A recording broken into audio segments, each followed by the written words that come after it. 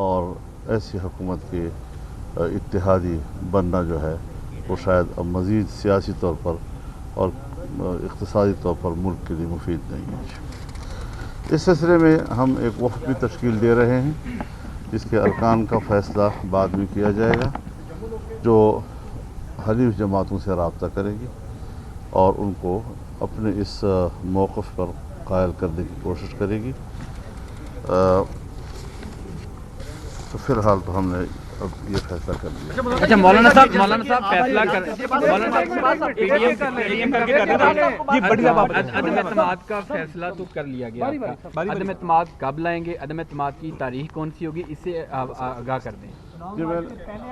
میں نے عرض کر دیا ہے آپ سے کہ پہلے ہم کچھ جو پیشگی اس پر ہوم ورک ہوتا ہے وہ مکمل کریں، دوسری جو ان کے حلیف جماعتیں ہیں کیونکہ اس کے بغیر عدم اعتماد کا ووٹ مکمل نہیں ہوگا، تو ہم نے اس کے لیے ظاہر ہے جی کہ ووٹ بھی تو مکمل کرنا ہے، صرف لفظ تو نہیں ہے کہ آپ نے ایک روایتی طور پر ایک چیز پیش کر دی اور بس ختم ہو گئی بات۔ مولانا صاحب یہ فرمائے گا کہ ایک تو دو سوال ہیں چھوٹے چھوٹے، ایک تو لانگ مارچ کیا جائے گا یا نہیں کیا جائے گا، اور دوسرا سوال یہ ہے بحیثیت پی ٹی ایم سربراہ کے آپ بلاول بھٹو زرداری سے معذرت کریں گے کہ یہی بات انہوں نے ڈیڑھ سال پہلے کی تھی جو آج آپ اعلان کر رہے ہیں، کیا پولیٹیکل غلطی تھی وگرنہ آج عمران خان شاید اقتدار میں نہ ہوتے؟ دیکھیے ہٹا رہے ہیں لڑا رہے ہیں، میں آپ سے یہاں لاہور میں بھی شاید اور لیکن اسلام آباد میں تو بار بار ایک بات کہہ چکا ہوں کہ میں ہدف ایک ہی رکھوں گا اور کبھی میں کسی اپوزیشن پارٹی کے ساتھ ہزار اختلاف کے باوجود میں پبلکلی جنگ نہیں لڑوں گا۔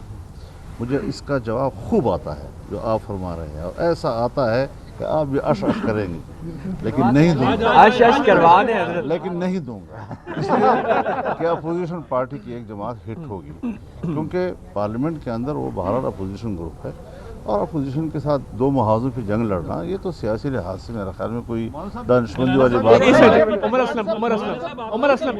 اسلم، آپ کو پیپلز پارٹی پر اعتماد ہے؟ پیپلز پارٹی کی جماعت پر آپ اعتماد رکھتے ہیں؟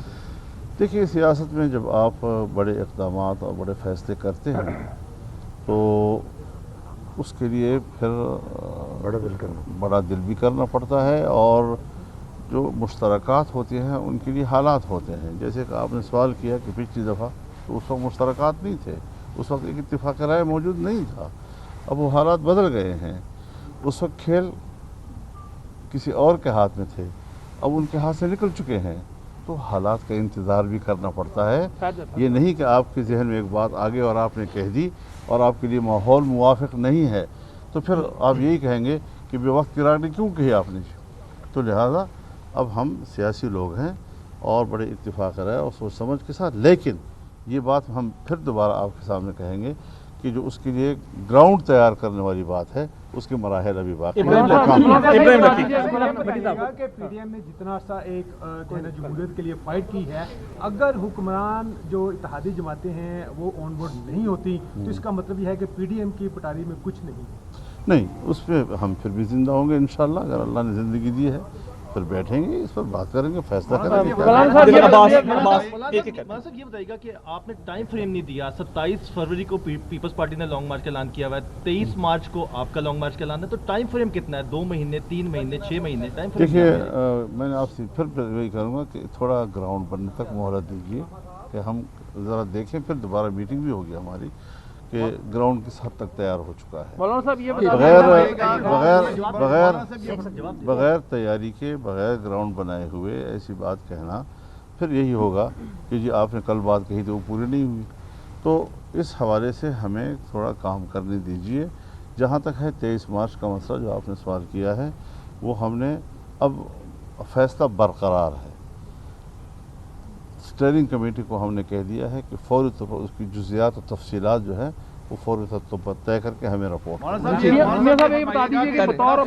ایک سوال جو ہے وہ بہت زیادہ امپورٹنٹ ہے اور اس حوالے سے اس کی بڑی اہمیت ہے کہ پی ڈی ایم کا موقف کیا ہے۔ مسلم لیگ نون کا موقف تو اس پہ آ چکا ہے، لیکن پی ڈی ایم کا موقف کیا ہے کہ اگر تحریک عدم اعتماد فرض کر لیا جائے اگر کامیاب ہو جاتی ہے تو آنے والی حکومت 1.5 سال کے لیے ہوگی या इमीडिएटली असेंबली तहलील करके आप इलेक्शन की तरफ जाएंगे? सारे कार्ड थोड़ी दिखाएंगे हम।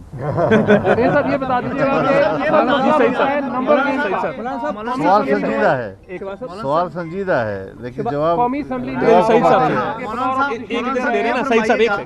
ये फरमाइएगा कि अगर हलीफ जमातें किसी वजह से कायल नहीं हो पाती, जो कि पीडीएम का मौक़िफ़ है, तो ऐसी सूरत में आप समझते हैं कि आपके पास इतने नंबर्स होंगे कि तहरीके अदम एतमाद फिर भी पेश कर सकते या लॉन्ग मार्च हथियार या लॉन्ग मार्च की फिर तरफ बैठेंगे हम आपस में। मौलाना साहब अगर आपकी अब इस साइड से इस साइड से जी आरिफ मलिक साहब, तैयारी नहीं थी तो इसका ऐलान क्यों किया है किस चीज़ का? अगर ये अदम एतमाद की तहरीक तैयारी अदम नहीं के लिए थी अभी आपने कोई ग्राउंड भी नहीं बनाई, कुछ भी नहीं किया, तो फिर ये तो फिर कैसे ऐलान मुमकिन किस होगा? लिए किया ये गया? इसलिए किया है कि हमने करना है और कामयाब होंगे इंशाअल्लाह।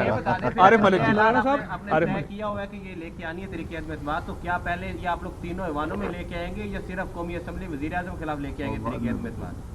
हम जहाँ भी ला सकेंगे, विफाक से लेकर सुबह तक, जहाँ भी हमें ग्राउंड मिलेगा, इसका मतलब अभी तो आप पीपल्स कुछ पार्टी भी के नहीं खिलाफ कर नहीं, सकते। सिंध हुकूमत के खिलाफ नहीं। मौलाना नदीम चौधरी, नदीम चौधरी, मौलाना साहब नदीम चौधरी, आपका हो गया उल्फत भाई, उल्फत भाई हो गया, उल्फत भाई हो गया, उल्फत भाई हो गया, प्लीज प्लीज मिन्नत है।